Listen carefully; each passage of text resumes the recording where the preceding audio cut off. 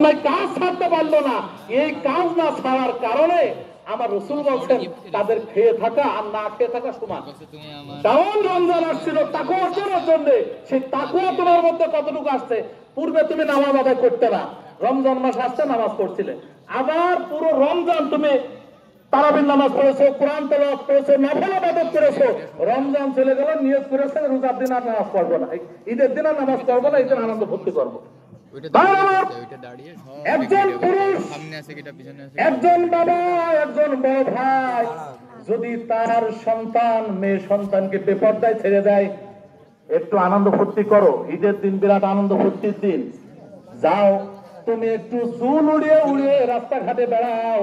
আজকে যারা আমরা তাকওয়া অর্জন করার জন্য আমরা চেষ্টা করব, ওদের কারণে তাকওয়ার 12টা বেজে যাবে। কথা ঠিক কিনা কন?